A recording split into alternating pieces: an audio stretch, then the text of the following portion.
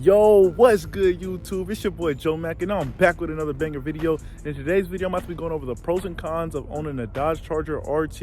If y'all on the market for one or looking around for one and y'all just want one, stay tuned to the end of the video. Make sure y'all like, comment, and subscribe. Now let's get right into it. Before I get into the points, y'all know I gotta show y'all what she looking like right now. You know, I ain't got too much work done to her yet besides just getting her blacked out. Got my diffuser on the back as well. But stay tuned to the channel though, because I got a lot of different parts in the mail, and I will be making videos on everything that I do to the car. Can't wait for these. I'm not even gonna tell y'all. I'm not even gonna tell y'all what's in the mail. Y'all just gotta stay tuned to the channel and just wait for me to drop the banger videos. Without further ado, let's get right to the pros and cons. Now the first pro I'm about to talk about is this engine right here. You know, we got a 5.7 liter naturally aspirated V8 engine, 375 horsepower, following 395 pounds of torque. It's a fast car for me. You're gonna be faster than all your average cars on the road, so you feel me? You're gonna be passing by them on the highway, regular street, all that. And on top of that, the engine sound good, and I'm gonna pop up a cool clip real quick of what the engine sound like.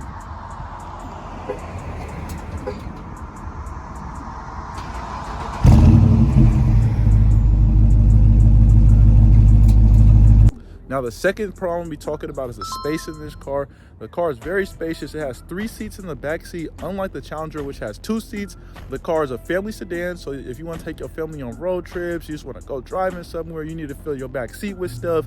It's very spacious, and you'll have the space to do that. Now the third thing I'm gonna be talking about is the remote start. It was one of my personal favorites when I was in the market and looking around for this car. I was real excited when I knew I was about to get ready to have a remote start. On the key fob right here, you see all you do is just press this button twice and the car will start up for you. Even it's about to get ready to be summertime too, so you can even have your AC running with the remote start. Like you mean in the house, remote start your car, have your AC cool down by the time you get to the car. And yeah, it's one of my personal favorites. All right, now the fourth thing I'm gonna be talking about is this trunk space. This trunk is very spacious, as you can see. I'm about to get ready and put a big base back here. And even when I put that back here, I'm still gonna have a lot of space to use. You can lay these seats down right here as well and lay those down and you'll still have even more space. I've been able to have a lot of big stuff back here. So yeah, having this big trunk is very useful and it comes in handy. The fifth thing I'm gonna be talking about is these paddle shifters right here. I love the paddle shifters. You're able to control your car way better. All you gotta do is slap in the manual and you're able to control your transmission and upshifting and downshifting your car. I'm not gonna go too much into detail about how to use them, but paddle shifters is one of my favorite things as well about having this car. All right, I gave y'all 5 pros. Now we're gonna get into one honorable mention that I got, which is the SRT body style. This body style right here is a big plus. Like, not all RTs come with this body style. You gotta have a 2019 or above. And I really just love this body style. Like, you got an RT, but at the same time, from the outside looking in, no one gonna know that it's an RT for real because you got an SRT look. And especially once once I get some more work done to it, you're really not gonna be able to know that it's an RT.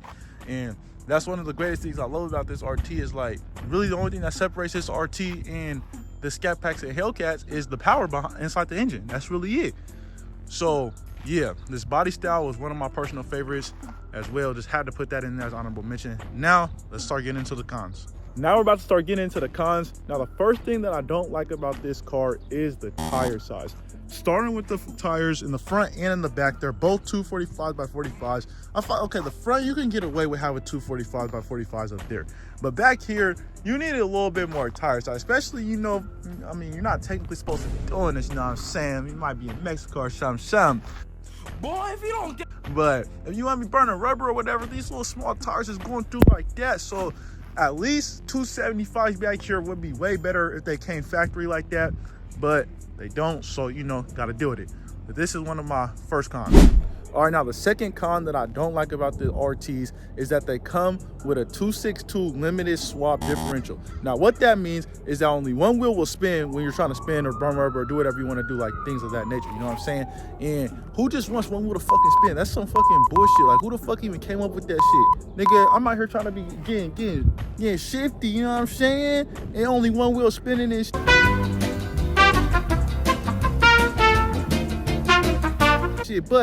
But there is an alternative to that because you can't swap your differential for a Hellcat diff. I don't know the numbers, but I don't know if that's a 3.6. I don't know that shit. But you can swap your differential though to really be spinning, and I'm gonna be doing that soon too. So you feel me? You're gonna be seeing Jomac getting spinny. Got him. We fucking got him. Now the third con about this car is how heavy it is. This car is heavy as hell, which is what slows it down. You know, it only got 375 horsepower, so that, I mean, that's still a lot of horsepower. Like I said earlier, you're gonna be faster than all your average cars on the road and things like that. But the car is heavy as fuck, so it's not gonna just be pushing as much as you really think it's gonna push. I mean, it's gonna push, don't get me wrong. Anybody driving RT and say that don't push, they lying to you. The RT is definitely gonna push, but the car is heavy as hell. So, you know, that is a little heavy. You're not gonna be as like competing with scat packs and shit because they so heavy. But yeah, the weight is a bit of a problem. Now the fourth con I'm gonna be talking about is the headlights. You can barely see them because it is light outside. And don't mind my headlight over here. I think it has a crack and I need to go take it to get a new one, because like whenever it rains or whatever, it just stays stuck like that. With like, it looks like it's just water in there because it has a crack in it and it's not releasing the water because of the crack or whatever. So I do need to get that fixed. But the lights are yellow. I need to change them and get LED lights, but that's one thing I don't like. I feel like the car, you know, should automatically come with LEDs.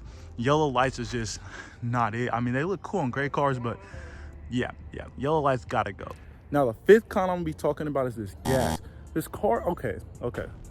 This car is bad on gas, but it's not horrible on gas. Like, it could be a scat pack, it could be a Hellcat where you're filling up every 2 days and shit. But this car, you'll fill up at least once a week. You feel me? And it also depends on your miles per gallon. You feel me? If you're driving your car crazy all the time, your miles per gallon gonna be at like 12. You know what I'm saying? And then you're really not getting no miles when you go fill up. Like right now, I think my miles per gallon is at like 15.6. I've been cruising recently. So it's like, you know, I've been trying to get my miles per gallon up there. So when I go fill up, you feel me? My tank is hot. But gas, you're gonna be spending around like somewhere in between 60 to 80 weekly. And I don't think that's too crazy. You know, it's something to get used to when you get a V8 car. You know, it costs, you know what I'm saying? But it could be worse. Like I said, it could be with a scat pack and Hellcat where you're filling up every other day type shit. But it could be worse. But fifth con is gas, something you got to worry about.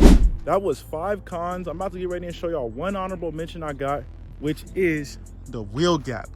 Now, I'm eventually going to get my car put on springs to get lowered. But as you can see, like, look, I could put like my whole hand in here. Like, that shit, like, no. Like, even, and it's even worse in the back. Like, the wheel gap is worse. Like, look at this. This is ridiculous. Real life fished up in here. Like, this is crazy. Right? Huh?